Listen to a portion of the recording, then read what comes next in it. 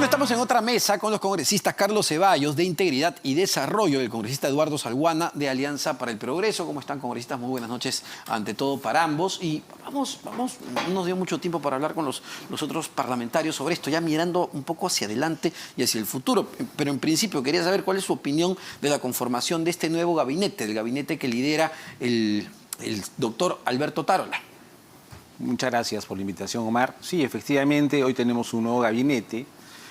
Sube el ministro de Defensa, que ha tenido cuestionamientos durante su permanencia en el cargo de ministro de Defensa con respecto a todas estas muertes que han sucedido, que han estado en manos de las Fuerzas Armadas, ¿no? Entonces, ante ese reclamo popular de la gente que dice que no debió asumir este cargo y debió ser otra persona, yo creo que desde ahí parte un nuevo funcionario en ese puesto, ¿no? Porque va a tener cuestionamientos. Ya lo hemos visto el anterior premier, como ha salido inclusive en diferentes eventos donde se le ha insultado de asesino, ¿no? Y esto no le hace bien al gobierno de la señora Dina Boluarte. Yo creo que lo más importante es de que la primera figura, en este caso el premier, debe ser una persona que tenga pues otro perfil y también pueda manejar completamente este gobierno y que no esté manchado como se ha puesto, ¿no? Es lo que ha dicho en su primera conferencia de prensa que ha dado ayer como premier junto a sus ministros. O sea, es que lo que él va a buscar es el diálogo, que este es el gabinete del diálogo y la meritocracia. Pero efectivamente, los hechos que se han suscitado en la última semana son tremendos, son terribles. 27 peruanos han perdido la vida y lo que entiendo se debería hacer es entender qué sucedió. No es posible que en Ayacucho, solo en Ayacucho, 10 peruanos mueran de esa manera. ¿Esto se debería investigar? ¿Cuál es su apreciación, congresista? Buenas noches, Carlos. Saludos, un gusto estar aquí. Yo lo que pienso es que el ministro Otárola es un ciudadano que tiene un perfil político mucho más acentuado que el premier anterior. Creo que tiene más experiencia en estos avatares, ha sido ministro de Estado, es un político en ejercicio, ¿no? Está en la opinión pública, siempre opina, eso es importante. Y más allá de algunas críticas que se le puede hacer, yo creo que le puede dar un ingrediente de experiencia, de conocimiento de la gestión pública y además la perspectiva que él ha señalado, ¿no? De diálogo, de concertación, porque siendo un gobierno básicamente transitorio, yo creo que lo que tiene que hacer es sentar las bases para que el siguiente gobierno que entre el 28 de julio del 2024 encuentre un país más tranquilo, más sosegado, con políticas públicas mucho más estables, ¿no? Con ministros que conozcan un poco más de lo que conocían en los gabinetes anteriores y encaminen cada uno de los ministerios que sin duda alguna están un poquito retrasados hasta en la propia ejecución presupuestaria, ¿no? Nadie duda del perfil técnico y político que tiene Alberto Otárola, y académico, además un abogado constitucionalista reconocido. Pero la mochila que tiene a partir de estos sucesos es esa mochila muy grande, porque él era ministro de Defensa. Y a ver, diciendo esto, no estamos justificando el vandalismo ni la delincuencia que se suscitó en la última semana, que está mal y es condenable que alguien quiera tomar un aeropuerto, quemar el Ministerio Público, el Poder Judicial. Pero también estamos hablando de excesos, de violaciones a los derechos humanos aparentemente. Omar, si me permites, antes de la intervención de mi colega Carlos, en un Estado de Derecho funcionan las normas legales y en el país hay un paquete de normas vinculado al uso de la fuerza pública, específicamente el decreto legislativo 1095, y te establece en qué circunstancias, claro, en qué momento, los principios. Evidentemente el tema de los derechos humanos es un asunto que está consagrado en esta norma que te estoy señalando. Y se justifica, te estoy citando la norma legal, se justifica el uso de la fuerza en aplicación del principio de necesidad y de proporcionalidad y de legalidad. ¿En qué casos? En los casos que corran la vida o la integridad física de los efectivos militares o se ponga en grave riesgo bienes públicos y privados. Esa es la definición. A partir de ahí, un Estado de Derecho, a través de sus mecanismos operativos o procesales, en este caso, por ejemplo, el Fuero Privativo Militar y el Ministerio Público, por tratarse, si es homicidio y un delito común, serán los que investiguen y determinen responsabilidades en su momento, ¿no? Porque, a ver, yo entiendo que ningún reglamento del uso de la fuerza establece que un militar, un policía, va a usar un arma de fuego y disparar proyectiles, porque fueron proyectiles, según las necropsias que ya se han hecho públicas, directamente al cuerpo. Eso se tiene que investigar. Sí, efectivamente. Yo creo que el vandalismo nosotros no vamos a aceptarlo desde donde venga, pero que también se investigue desde dónde vienen y provienen estos tiros. Han sido inclusive, muchos han sido por espalda, ¿no? Otros han sido de repente de personas que estaban caminando. Entonces eso no podemos aceptar. Hay cosas que se tienen que asumir. Yo creo que este gobierno tiene que asumir esas responsabilidades y esta investigación tiene que ir rápidamente porque... No olvidemos, Merino se va por 2 muertes y acá estamos hablando de 27 y que tienen que ser investigadas. Porque todos saludamos nuevamente que no tengamos a estos ministros que nombraba el expresidente Pedro Castillo, que eran de espanto, prontuariados que tenían que salir a los 4 días, gente sin ningún tipo de experiencia en sus sectores. Eso es saludable, totalmente. Pero, a ver, después de lo que hemos vivido, va a quedar una herida muy grande. De esa población que ha salido a manifestarse válidamente por los grandes problemas que tenemos como país y que no dan cerrado. ¿Estamos viendo eso como políticos? No, efectivamente, Omar, el tema es que toda protesta es un derecho constitucional, es legítimo y todos lo respaldamos. Tampoco aceptamos el uso indiscriminado de la fuerza pública. Hay un procedimiento, hay un protocolo, hay normas legales. Hay instituciones que van a investigar estos hechos. Ya está aquí también la Corte Interamericana de Derechos Humanos, ha estado el día de hoy, tengo entendido, en Ayacucho, se han reunido con los familiares del expresidente.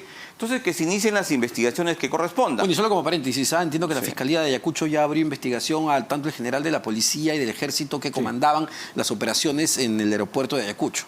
Perfecto, ahí se verán las responsabilidades, se determinará quiénes son pues, los autores y si hay hechos ilícitos que imputar, ¿no? Hacia adelante. A ver, se aprobó ya con más de 90 votos el adelanto de elecciones para abril del 2024. En la práctica, ustedes tendrían que dejar los cargos en julio del 2024. Poco más de 15 meses, 16 meses, si los cálculos no me fallan.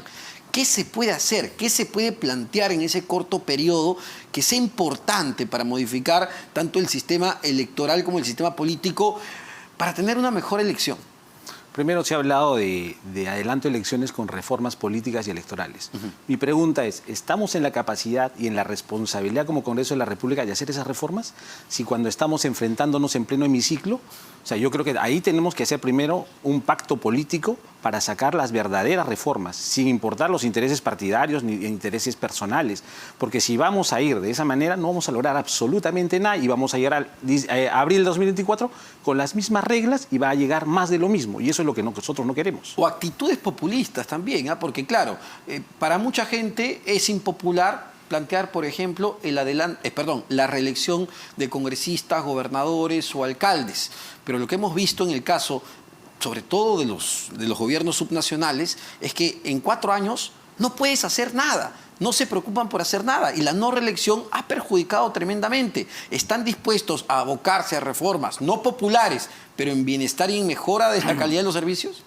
Mira, primero, Omar, hay que tener en cuenta que el tiempo que vamos a tener es solamente hasta marzo, ¿no? Porque las normas electorales señalan por el principio de intangibilidad que un año antes de las elecciones no puede haber modificaciones electorales. Además, por tratarse de reformas constitucionales, necesitamos hacerlas ahora en la primera legislatura hasta el 30 de enero y luego a partir del 1 de marzo. Entonces va a requerir, lo que dice Carlos, de un esfuerzo de concertación. Si bien es cierto, no nos hemos podido poner de acuerdo en muchas de ellas en estos 17 meses que estamos en el Congreso, pero creo que frente a esta enorme responsabilidad de haber acortado nuestro mandato presidencial escuchando la voz de la ciudadanía, sí tenemos que hacerlo.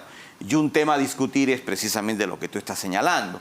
El tema, por ejemplo, vinculado a la propia renovación por mitades del Parlamento. O sea, tiene que haber renovación, tiene que haber mucha mayor capacidad, o mejor dicho, mecanismos de control sobre los parlamentarios, ¿no? De informe de gestión, ¿no? La reelección, que puede ser hasta por un periodo quizás, para escuchar también lo que señala la ciudadanía. También ver los temas de subrepresentación. Mira, por ejemplo, te toco el tema de mi departamento, ¿no? Madre de Dios, desde el 80 tenemos un solo congresista, cuando teníamos 20.000 habitantes. Ahora somos más de 200.000 habitantes. El sistema unicameral lo que ha generado en el país es una subrepresentación. Hay que discutir todo ello y hay que hacerlo abiertamente, con sinceridad y de cara al país, para tomar decisiones en torno a lo que más favorece, para que el nuevo régimen sea más estable y no estemos de acá 2, 3 años diciendo nuevamente que se vayan todos. Y este planteamiento que viene sobre todo de los grupos de izquierda en el Congreso de introducir un cambio en la Constitución para ir hacia una asamblea constituyente, es decir, preguntarle al pueblo si quiere asamblea constituyente. Bueno, y eso es una parte ya de enviar un referéndum, que es lo que se está pidiendo, ¿no? Que yo creo que tampoco no pasa por una reforma, sino va a pasar más por un tema de un proyecto de ley, que es la consulta que se quiere hacer. Porque primero la consulta, si el pueblo quiere la asamblea constituyente, lo siguiente es hacer una reforma constitucional para agregar al 206 asamblea constituyente. Estamos hablando de otras 2 legislaturas. Entonces, de que se vaya a dar es poco probable. No alcanzan los tiempos. Pero lo que sí tenemos en cuenta, por ejemplo, el artículo 117, creo que los 130 congresistas estamos de acuerdo, incluir el tema de actos de corrupción por parte de los presidentes de la República para que puedan ser acusados. Yo creo que ahí hay un consenso, por ejemplo, ¿no? Y así tenemos que ir buscando los consensos necesarios. Yo, por ejemplo, planteaba el artículo 95, que el cargo de congresista sea renunciable. ¿Por qué solamente el presidente puede renunciar y no el congresista de la República? Por ahí la misma población en un momento nos puede decir hasta qué momento nos da la confianza y hasta inclusive decirnos, señores, yo creo que ustedes no están a la altura de las circunstancias y deberían dejar el cargo. Y que nosotros deberíamos poder dejar el cargo, renunciar y dar un paso al costado si estamos haciendo las cosas mal. La renovación por tercios, por ejemplo, aunque leía, también podría generar un constante estado electoral. Sí, pero yo creo que es importante, y eso iría junto al tema de la reelección, de la posibilidad de reelección. Inclusive el congresista, porque generalmente se utiliza esto con mecanismos de sorteo, porque si no diríamos, pues, ¿quiénes van a salir a los 2 años y medio? Generalmente se utiliza un sorteo, ¿no? Entonces, aquel que es sorteado, por ejemplo, para salir, puede volver a postular en su siguiente periodo, ¿no? Son mecanismos que se pueden ir alternando y me parece que en la propuesta que ha hecho este grupo ciudadano incorpora ese elemento, ¿no? Como también se incorpora el tema que señalaba Carlos del tema de los actos de corrupción en el artículo 117. También, por ejemplo, eliminar el tema del voto de confianza o el voto de investidura, que fue un mecanismo incorporado en la Constitución del 93, que no se encontraba en la tradición constitucional peruana y que permanentemente ha sido un motivo de conflicto entre Ejecutivo y Legislativo. Ese es un tema que hay que zanjar y mantener un equilibrio entre ambos poderes. Por ejemplo, el tema de la vacancia por incapacidad moral permanente.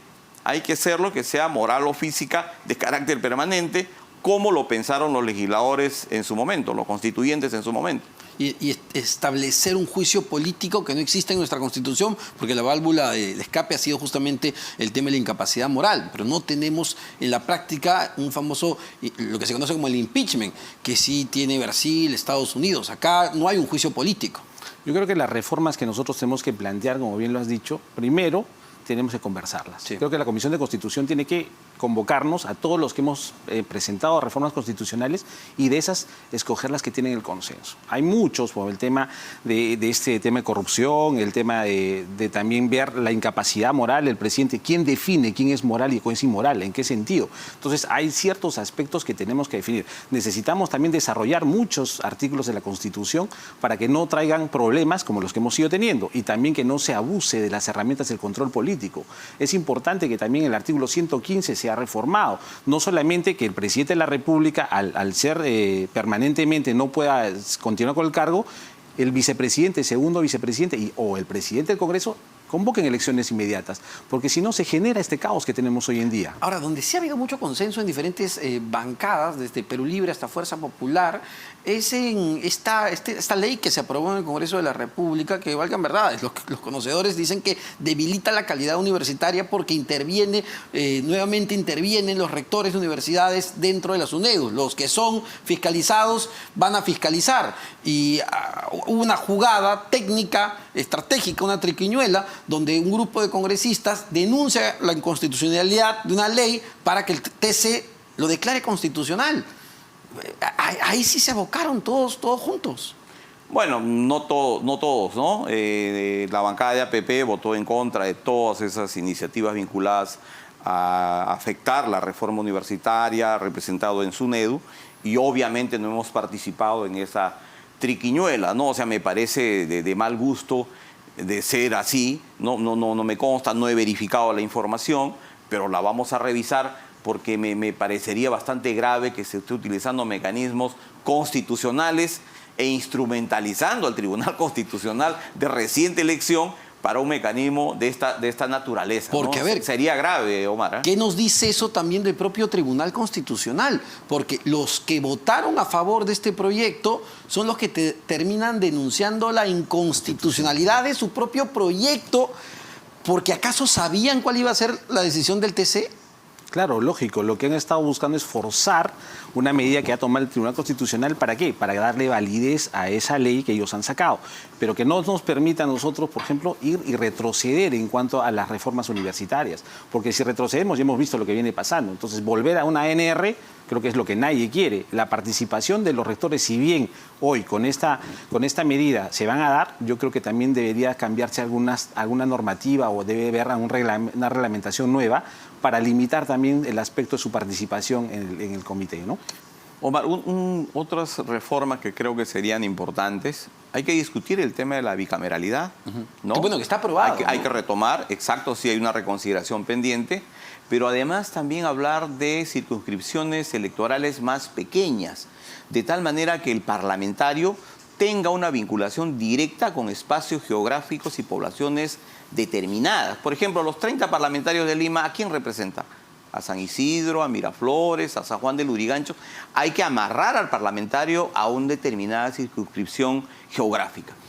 Segundo, hay que ver el tema de una circunscripción electoral también de comunidades indígenas.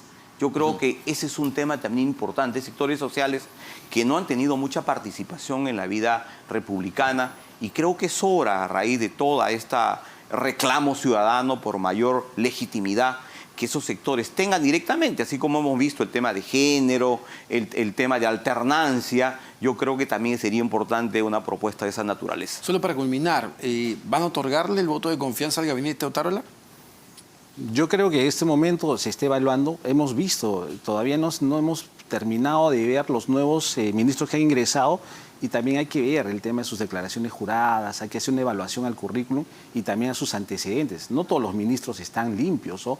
Entonces tenemos que darnos cuenta. Y a lo que decía, agregar a lo que decía acá Eduardo, el tema del distrito múltiple es importante, porque si damos ese paso adelante, vamos a poder generar que nuestras regiones tengan representación en cada lugar, inclusive por cada tipo de población, ¿no? Sin buscar el tema de discriminación. Ahí es donde tenemos que combatir bastante.